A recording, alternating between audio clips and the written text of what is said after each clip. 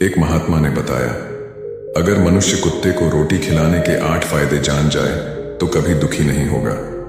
महात्मा ने बताया, कुत्ते को एक टुकड़ा रोटी खिलाने से क्या फल मिलता है। एक समय की बात है, एक जंगल में एक महात्मा उपदेश दे रहे थे। तभी सबल नाम के शिष्य ने पूछा, गुरुदेव, मेरे मन में एक प्रश्न उठ रहा है।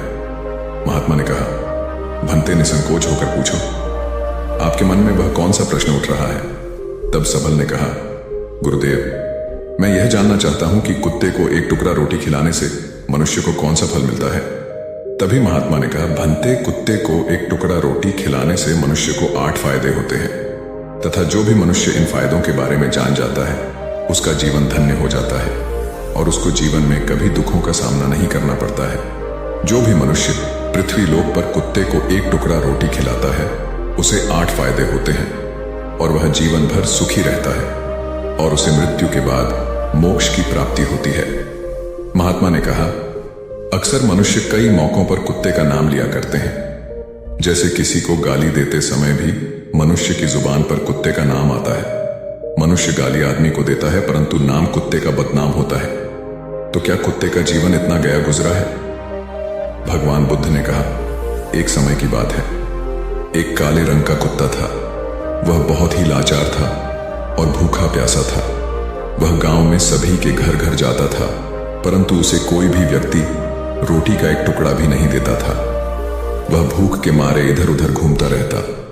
एक दिन वह गांव के बाहर नदी के किनारे एक ऋषि के आश्रम पर पहुंच गया और ऋषि से कहने लगा, हे मुनिवर, मुझे लगता है आप बहुत ही विद्वान तथा ज्ञानी हैं, इसलिए मैं भूखा प्यासा आपके पास आया हूं। कृपा करके आप मुझे एक टुकड़ा रोटी का दे दीजिए जिसे मैं खाकर अपनी भूख को शांत कर लूं। तभी वह ऋषि कहता है, हे स्वान, क्या तुम्हें गांव में एक टुकड़ा रोटी का किसी ने नहीं दिया जिसे तुम खाकर अपनी भूख मिटा सको? महात्मा ने कहा, भंते। वह कुत्ता ऋषि से कहता है, हे मुनिवर, मैं आपको क्या बताऊं, आप मेरी बातों पर विश्वास नहीं करोगे। तब भी वह ऋषि कहता है, हे स्वान, तुम बताओ, तुम्हारी बातों पर मैं विश्वास अवश्य करूंगा। मुझे तुम बहुत ही लाचार दिखाई पड़ते हो। तभी वह कुत्ता कहता है, ठीक है मुनिवर, मैं तुम्हें अपनी बीती बताता हूं। महात्मा ने कहा, कुत्ता ऋषि से ऐसे कहता है, हे मुनिवर, दुनिया के लोगों, हम पर रहम करो। हमारा कोई घर नहीं होता है, कोई आसरा नहीं होता है, कमाकर खाना हमें नहीं आता है, हमें वस्त्र भी पहनने का ज्ञान नहीं है, इसलिए सर्दी, गर्मी और बरसात में हम ऐसे ही घूमते रहते हैं। हमें पढ़ना लिखना भी नहीं आता।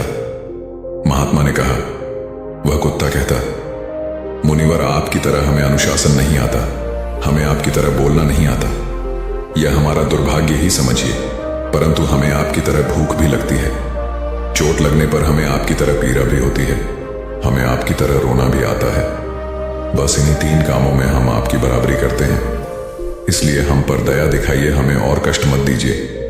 ईश्वर ने तो हमें वैसे भी कष्ट देकर ही भेजा है, ऊपर से आप लोग हमें परेशान करते हैं। हम आपकी तरह मनुष्य नहीं हैं, हम बहुत ही अधीन जीव हैं। जब हमारा जन्म हुआ उस समय हमारी आंख कान बंद थे।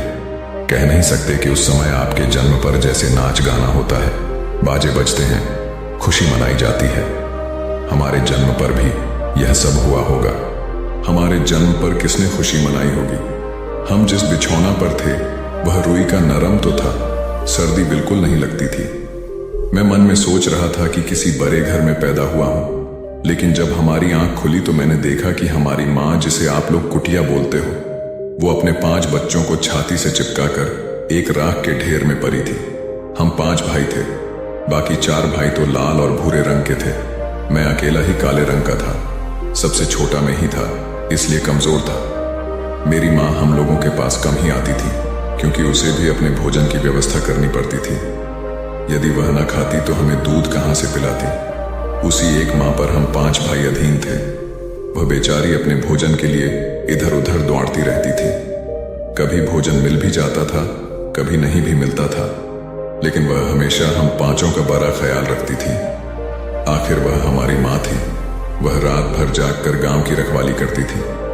किसी की मजाल नहीं थी कि कोई अनजान आदमी बुरी नीयत से गांव की तरफ भी झांक जाए। दूसरे गांव के कुत्ते भी हमारी माँ के डर से गांव में नहीं आते थे। गांव के किसी किसान के खेत में कोई जानवर खरे फसल खाने आते तो हमारी माँ उसे द्वार कर भगा देती। गांव वालों के लिए इतना सब करने के बाद भी कोई कोई मनुष्य तो हमारी माँ को भोजन नहीं देता था। भोजन के लिए हमारी माँ को मजबूर होकर छीना झपट्टी करनी पड़ती थी। कई बार तो लोग उसे लाठी डंडों से पीट पीट कर भगा देते थे। बेचारी दिन रात भूखी प्यासी रहकर पेट की आग से जलती रहती थी। महात्मा ने कहा, वह कुत्ता कहता है, हे मुनिवर, आखिर भूख तो हमें आपकी ही तरह लगती है। ऊपर से उसे अपने 5 बच्चों की चिंता भी लगी रहती थी। आखिर माँ जो थी, भूख उसे चैन से बैठने नहीं देती थी और गांव वालों का भी उसे देखकर हृदय नहीं पसीजता था, तो बेबस होकर उन लोगों के घरों में चोरी से घूमना पड़ता था और खाने की कोई चीज मिल जाती तो उसे खाकर अपने पेट की आग बुझा लेती थी। कई बार तो लोग उसे खाने की वस्तु ले जाते हुए देखते तो लाठी डंडे लेकर उसके पीछे पड़ जाते। कुछ निर्दय लोग तो कई बार उसे घर के अंदर बंद करके पीटते थे, हमारी माँ का बुरा हाल कर देते थे। फिर वह कुत्ता ऋषि से कहता है, हे मुनिवर, हमारी माँ ने क्या बिगाड़ा था? उसने सिर्फ अपने पेट के लिए भोजन ही तो चुराया था। चोरी करने का हमें कोई शौक नहीं है, पर पापी पेट हमें यह सब करने के लिए मजबूर कर देता है। एक दिन की बात है, बड़ी जोरदार बरसात हुई और ओले भी पड़ रहे थे। ठंडी हवा चल रही थी। उस ठंड में ठिठुर कर हमारे 3 भाई मर गए। उस दिन हमारी माँ बहुत रोई थी, लेकिन मनुष्य हमारी पीड़ा को नहीं समझे क्योंकि उसके बच्चे थोड़े ही मरे थे। फिर वह कुत्ता कहता है, हे मुनिवर, अब हम सिर्फ 2 भाई रह गए थे। हमारी माँ हम दोनों की अच्छे से देखभाल करने लगी थी। फिर एक दिन उसी गांव में ठाकुर साहब के घर पर दावत चल रही थी और अनेक प्रकार की मिठाइयां बन रही थी। ठाकुर साहब के घर काफी मेहमान आए हुए थे। हमारी माँ कुछ खाने की तलाश में बार बार उधर जाती, लेकिन लोग उसे दुत्कार कर भगा देते थे। किसी को उस पर इतना भी तरस नहीं आया कि एक रोटी उस बेचारी को खाने को फेंक दे। एक रोटी से उनका क्या बिगड़ जाता। मेरी माँ बार बार जाती और वहीं खरी खरी देखती रहती थी। ठाकुर साहब के आंगन में दावत खाने का सिलसिला चालू हुआ। भोजन परोसा जाने लगा। मेरी माँ भी वहीं जाकर पूंछ हिलाने लगी। खाना परोसने वाला आदमी जब किसी काम से भीतर गया तो मेरी माँ दबे पांव रोटी लेने को चल पड़े।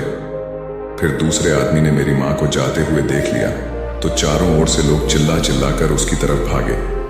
मेरी माँ उनकी चीख सुनकर घबरा गई। 2-3 आदमी लाठी लेकर उसके पीछे बड़ी बेहरमी से द्वार पड़े। तभी मेरी माँ वहां से घबरा कर भागने लगी, परंतु उसे वहां से निकलने का कोई रास्ता नहीं मिला क्योंकि सामने से लोग लाठी डंडे लेकर आ रहे थे। तभी मेरी माँ वहां पर जो लोग भोजन कर रहे थे उनको लांघ कर निकल गई। महात्मा ने कहा, आगे वह कुत्ता कहता है, हे मुनिवर, मेरी माँ अपने निकलने पर इतनी हैरान नहीं थी जितनी कि उन लोगों को देखकर हुई थी जो वहां पर दावत खा रहे थे। वो सब उठकर खड़े हो गए। उन्होंने भोजन करना छोड़ दिया और कहने लगे कि कुतिया के लांघ जाने के कारण भोजन भ्रष्ट हो गया है। सब एक दूसरे से विचार विमर्श कर रहे थे कि अब क्या किया जाए। खाना तो सब खराब हो गया। फिर ठाकुर साहब फूट फूट कर रोने लगे। कुछ लोग तो यह भी कह रहे थे कि भाई, कुतिया के लांघने से भोजन खराब कैसे हो गया? उसने खाने में या पतलों में मुंह थोड़ी ना डाला है, सिर्फ ऊपर से लांघ कर ही तो गई है। और कहने लगे, शहरों में तो लोग कुत्ते को पाल कर घर के अंदर सुलाते भी हैं और खिलाते भी हैं, तो इसमें कोई बुरी बात नहीं है। अगर कुतिया लांघ कर गई है तो भोजन खराब नहीं हुआ है। लेकिन उनमें से कुछ लोग बड़े घरों से ताल्लुक रखते थे, उन्होंने एक भी नहीं चलने दी। वह कह रहे थे कि भोजन तो भ्रष्ट हो गया है, यह हमारे खाने के लायक नहीं है। आखिरकार उन्हीं की बात मानी गई। अब तो वह सारा भोजन गरीबों में बांट दिया गया। उस दिन तो मेरी माँ को खूब पेट भर के खाना मिला था। ऐसा सुख उसने जीवन में कभी नहीं पाया था, लेकिन वह सुख उसके लिए बड़ी मुसीबत बन गया। वह भोजन करके वहां आराम से लेटी ही थी। उतने में वह ठाकुर डंडा लेकर वहां आ पहुंचा और उसे बुरी तरह से पीटने लगा। उसे बाहर भागने का भी कोई अवसर नहीं मिल पाया। दंडों की चोट से वह बुरी तरह से चिल्लाने लगी। मां का विलाप सुनकर पत्थर भी पसीज जाता है, पर उस निर्दय को उस पर जरा भी रहम नहीं आया। वह उसे कठोरतापूर्वक पीटता रहा। मां की वो चीखें और पूरे गांव में सुनाई दे रही थीं। तब कुछ लोग आए और उसे समझाते हुए बोले, ठाकुर साहब, जाने दो। भूख में तो आदमी की भी बुद्धि भ्रष्ट हो जाती है। यह तो एक पशु है, इसे अच्छे बुरे का क्या ज्ञान। अब इसे आपको क्या मिलेगा? जो होना था सो हो गया। लोगों के समझाने के बाद उसने हमारी माँ को पीटना बंद किया। माँ ने आकर सारी कहानी हम दोनों भाइयों को सुनाई। हमने सोचा कि कितना कष्ट से भरा हुआ है हम कुत्तों का जीवन। आदमी एक रोटी के टुकड़े के बदले एक चोर की जितना पीटता है। बेकार है ऐसे लोग जो हम लोगों की पीड़ा को नहीं समझते। महात्मा ने कहा, वह कुत्ता कहता है, हे मुनिवर, एक दिन की बात है। उसी गांव के बाहर एक ब्राह्मण आकर ठहरा हुआ था। उसने अपने भोजन के लिए एक जगह चूल्हा बनाया और उस पर दाल बनाने के लिए रख दी। उसके बाद आटा गोद कर रख दिया। वह वहीं पास में कुएं पर पानी लेने चला गया। इधर कहीं से मेरी माँ भी घूमती हुई वहीं पहुंच गई। उसने आटे को देखा तो सोचने लगी कि शायद इस आटे का कोई मालिक नहीं है। यही सोचकर वह उस आटे को खाने लगी। उधर उस ब्राह्मण ने कुएं के पास से देखा उसका आटा एक कुतिया खा रही है, तो वह बड़ा दुखी हुआ। वह बेचारा रोने लगा, क्योंकि वह भी 2 दिनों का भूखा और थका हुआ था। कुछ लोगों ने उससे कहा, अरे ब्राह्मण देवता, इस कुतिया ने तुम्हारा भी आटा बिगाड़ दिया। कल तो इसने ठाकुर साहब की पूरी रसोई बिगाड़ कर रख दी। ब्राह्मण दुखी होता हुआ बोला, भाई मुझे क्या मालूम था, यह दुष्ट कुतिया मेरे आटे को खाने के लिए घात लगाए बैठी है। ब्राह्मण ने न आव देखा न ताव लाठी लेकर उस कुतिया के ऊपर टूट पड़ा। माँ उस आटे को ठीक से खा भी नहीं पाई थी, पर उससे ज्यादा कि उस पर लाठी बरस गई। महीनों तक मेरी माँ लड़खड़ाते हुए घूमती रही। तब उस दिन समझ में आया कि आदमी कितना खुदगर्ज है। हम उसका कोई भी कार्य करते हैं तो भी वह हमें नहीं समझता। फिर आगे वह कुत्ता कहता है, हे मुनिवर, हमारी कमी यह है कि हम उन्हीं मतलबी इंसानों के अधीन रहना चाहते हैं जो हमें कष्ट देता है, जो हमें प्यार से खिलाता है। हम उसके कितने काम आते हैं यह उन्हें नहीं पता। उनके घर की रखवाली तो करते ही हैं, साथ ही साथ और भी बहुत सारे लाभ हैं जिन्हें मनुष्य नहीं जानता। महात्मा ने कहा, यदि मनुष्य कुत्ते को रोटी खिलाने के फायदे जान जाए तो अपने जीवन में होने वाले नुकसान से बच सकता है। आज मैं आपको बताऊंगा कुत्ते को रोटी खिलाने के 8 फायदे। मनुष्य को पता नहीं है कि जब भी घर में रोटी बनाई जाती है तो सबसे पहली रोटी गौ माता की होती है और पिछली रोटी कुत्ते की होती है। महात्मा ने कहा, ऐसा ही विधान भगवान ने बनाया था, लेकिन भगवान के बनाए उस विधान को भूलकर मनुष्य अगली और पिछली रोटी स्वयं ही खा जाता है। इसका दुष्प्रभाव उसके जीवन पर पड़ता है। कुत्ता वह प्राणी है जिसको रोटी खिलाने से मनुष्य के जीवन में पड़ने वाले ग्रहों के दोष भी दूर हो जाते हैं। महात्मा ने कहा, कुत्ते को रोटी खिलाने का पहला फायदा, कुत्ते को रोटी खिलाने से शनि का नकारात्मक प्रभाव कम हो जाता है। शनि ग्रह जब अपनी कुदृष्टि डालता है तो हर मनुष्य बर्बाद हो जाता है। जिस व्यक्ति पर उनकी महादशा का आरंभ हो जाता है तो बने बनाए काम अपने आप बिगड़ने लगते हैं और वह मनुष्य आर्थिक तंगी का शिकार हो जाता है। उस स्थिति में व्यक्ति यदि कुत्ते को रोटी खिलाता है तो उस पर शनि का दुष्प्रभाव बहुत ही कम हो जाता है। कुत्ते को रोटी खिलाने का दूसरा फायदा, कुत्ते को रोटी खिलाने से भाग्य आपके पक्ष में हो जाता है। आपके घर के अंदर नकारात्मक शक्ति नष्ट हो जाती है। कुत्ते को रोटी खिलाने का तीसरा फायदा, कुत्ते को रोटी खिलाने से माता लक्ष्मी प्रसन्न हो जाती है और आपके घर में धन दौलत की कभी कमी नहीं रहती है।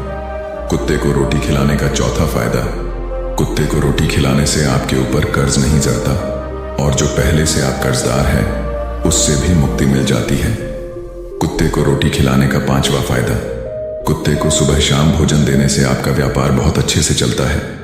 कुत्ते को रोटी खिलाने का छठा फायदा, कुत्ते को रोटी देने से आपकी आयु में वृद्धि होती है और अटका हुआ धन वापस मिल जाता है। कुत्ते को रोटी खिलाने का सातवां फायदा, कुत्ते को रोटी देने से हमेशा आपका स्वास्थ्य अच्छा बना रहता है और मानसिक रूप से आप मजबूत रहते हैं। आपका मन हमेशा ऊर्जावान रहता है, अच्छे विचार आपके मन के अंदर आते हैं।